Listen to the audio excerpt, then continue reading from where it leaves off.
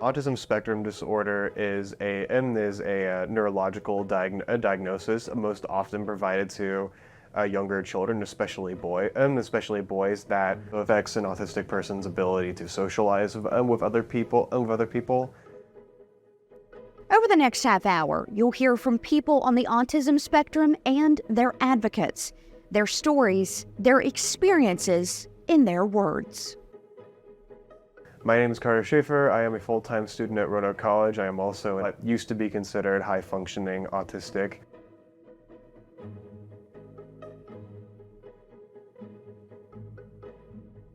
So my name is Isaiah Smith. Now I was diagnosed at the age of 10. Autism is a special needs diagnosis, a condition where the brain is wired differently. So it means that you might act differently, you might see the world differently, you might do things a little differently from other people. I know most people with autism speak in their unique way. Conflicts arising from me misunderstanding tone or meaning behind someone saying something has happened to me multiple times. And it's very rare that it'll happen in person. It occasionally will happen in a workspace or something. But most often where it happens for me is actually texting with people. And that's why I've tried working with people and having tone indicators. So you see /LH, that's lighthearted, /S, that's sarcastic. And I'll try and tell people, guys, please use these so I don't think that you're serious and about saying that, I don't know, you're going to beat up a dog or something. Put /J in there so I know it's a joke. I kind of do get a little bothered like certain noises, but it really doesn't bother me too much. It's just a scratchy, repetitive noise that like a chalkboard. I don't like how a chalkboard sounds. I don't really do stimming. I don't know why, but I guess where I am on the spectrum, I don't really stim. But I know it's people with autism who do stim, so it helps them to calm them down. They find it soothing.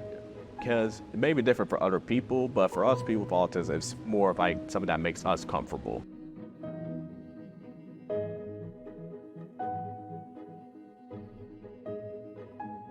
So, some sort of stereotypical autistic traits, and then autistic traits that I have personally experienced. I know I've experienced stimming, so occasionally you'll see something like this.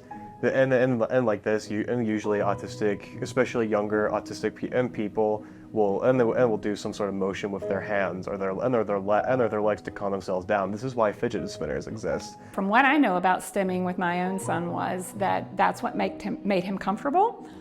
His stimming usually was opening and closing doors and drawers, and he would do that for hours at a time.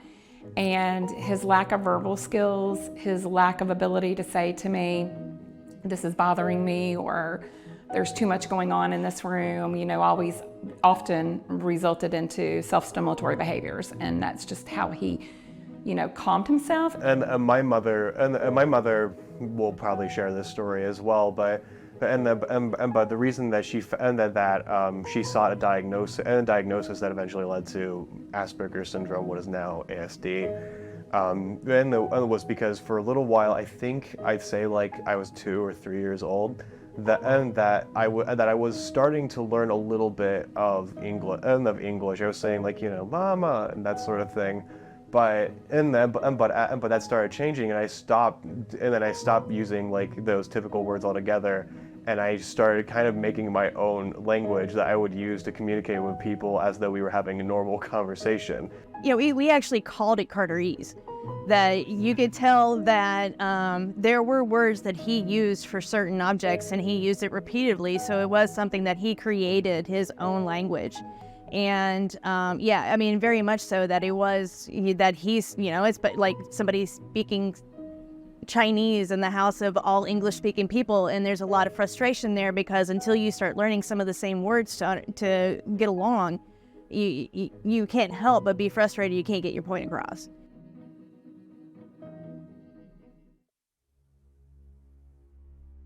In the early 2000s, that's a time when doctors were telling parents, you may be looking at institutionalization or long-term care. And so, of course, that causes panic in the hearts of parents. Oh yeah, no, there was a billboard right outside by what was it? I was on Electric Road, and it was there. And the only reason why I noticed it was after Carter got diagnosed, and it was like autism, and it was showing one kid out of 320, and then you would see it like the next year, and it'd be one kid out of 200 and something, and then it turned out being one kid out of 108. Yeah, you watched it progress. And even at that point, the only places that you had to go for more information was going to be like Autism Awareness and searching what you could of online at the time for sometimes consistent information, but a lot of times not. I don't think that there's any more people who are on the spectrum than there used to be. I think we just found a way to acknowledge it and to actually give it a little bit of body and depth so that people start understanding that this person isn't just weird. This is somebody who just sees things differently, and it lives outside the box that we try to keep putting people in. I've had teachers in elementary school who tried to convince my parents that I needed prescription psychiatric drugs to get me to, for lack of better words, to stop being autistic. We're not, like, people with autism, we're not animals, we're not robots, we're living creatures. We are living people, and we should be treated like everyone else in the world. Is autism mental disorder? One, I would have to say no, because, mental, yes, but disorder, I wouldn't say disorder because doesn't sound right, because I don't like the word disorder because it sounds like you're putting things out of order, and I don't like the word. We're talking back in the early 2000s, 2001, specifically was when I decided to start a school, and there weren't any other schools or therapy agencies in the area, which I'm in the Roanoke, Virginia area. Well, we don't want to change a person. A person is who they are. It's, whether they exhibit self-stimulatory behaviors. Maybe there's a 20-year-old who loves to carry around a doll. That is not what we care to do. People used to come into our office and say, well, I'm not interested in ABA therapy for a 2-year-old. I don't want them to sit at a table for 40 hours a week getting drill. Masking is a sort of umbrella term for strategies and behaviors that autistic people will use to sort of pass by and pass by in everyday in a society. There's sort of strategies of like stonewalling emotion, suppressing stimming to pass off, if you will, as though they were neurotypical.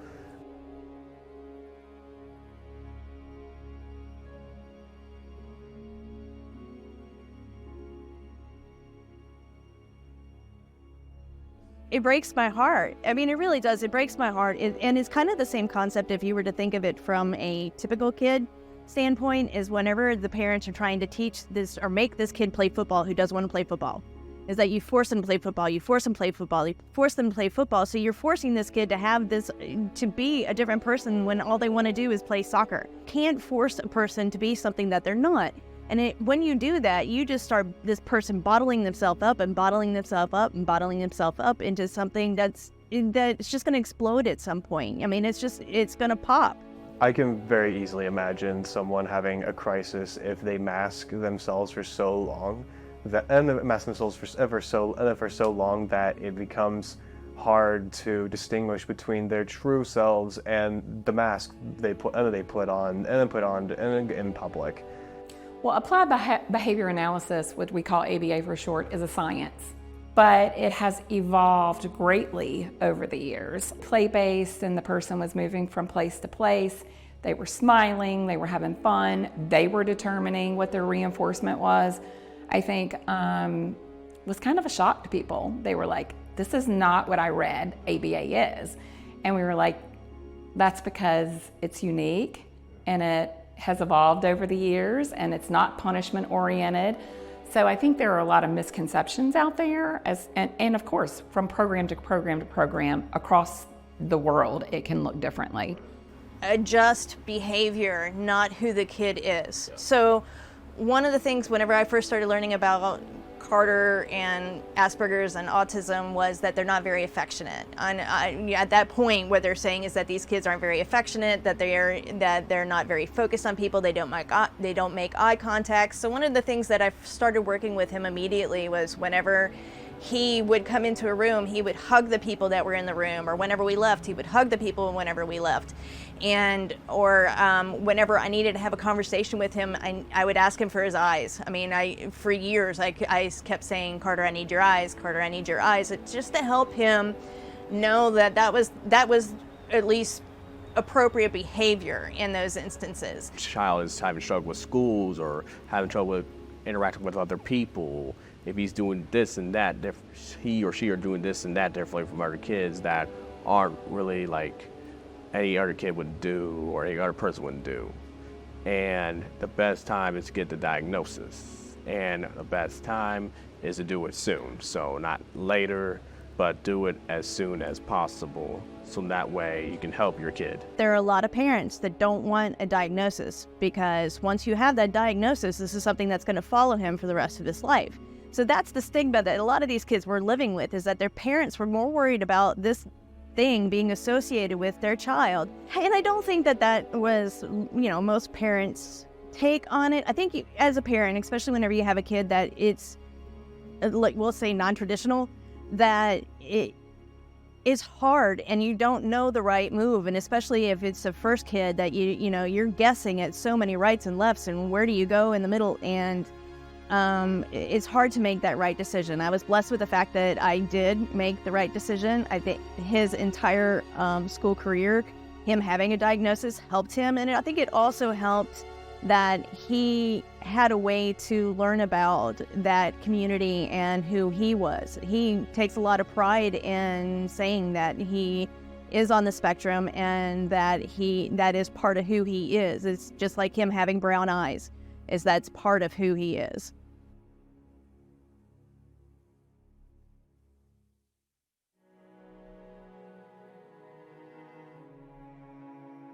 The fact that there are now so many autistic people who are now like making plushies, making merch, posting videos and talking about their autism. Yeah, because when I started TikTok, I started off like a little bit casual, a little bit, just having a little fun with it.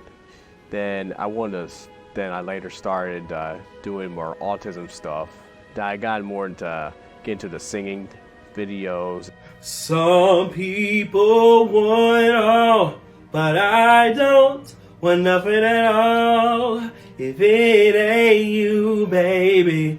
So I was trying to get, I wasn't really the best at TikTok dancing at first, but the more I got comfortable with it, the more I got to learn doing it. And then I did this more like acting skits on TikTok, and I think that helped a lot. And on 2021, when I posted that dance video saying people with autism who dance, like I'm one of those people with autism who can dance, and I didn't expect to go viral because I was really surprised. And seeing all these comments, all these followers, and seeing how people just seeing how they're helping me out and just supporting me, it was just, wow, this is really cool. This is really amazing. So that's my niche. So doing autism and doing performing arts at the same time. So how I advocate for autism.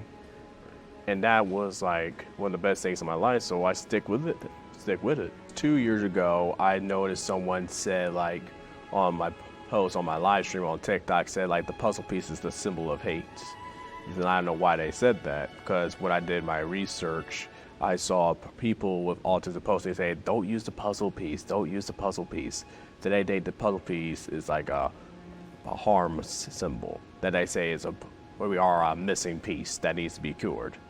And most people have their reviews about that. It's like, for me personally, I see the puzzle piece as a connection.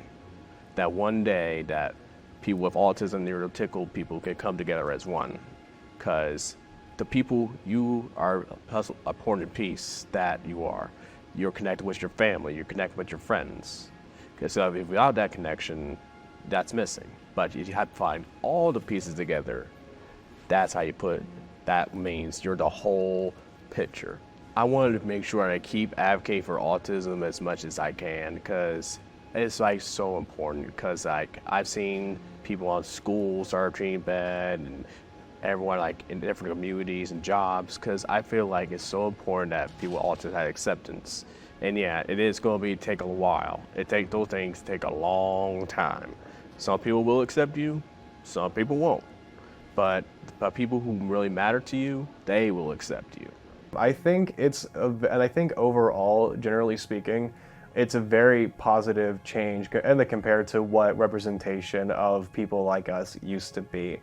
And it's given us a chance to give ourselves our own voice. I think it's definitely great steps towards building a greater community for autistic people and for neurotypical allies even. I think it's a great change for neurodiversity. I think that even though that neurotypicals might have built this world not necessarily with people like us in mind, it's nice to know that that in general that it's learning to adapt to us. I still go all the way back to whenever he was 3-4 years old and going into preschool. That, I mean, you took a kid that had his own language and that was so frustrated, and we've turned him into a college student who's very successful and has movie laurels behind him. I will say, filming on the first set of Gentleman's Guide that's the largest production I have ever co-led along with Chloe Shelton, and it was an overwhelming experience. I'd never had to work with that many people at once before, but not to pat myself too much on the back, I think that's kind of a testament to how much I've personally grown ever since I started making films. While strolling through the park one day, in the merry month of May. Ah, music, the secrets it holds of the human heart. What drives its mystic power, the sway it holds over us, that makes us sway with it? Truly, it is the language of love. La la la la la la la la la la la la. Of course it made me happy as could be. The only language you can speak. Dancing is not an invitation to talk, peon.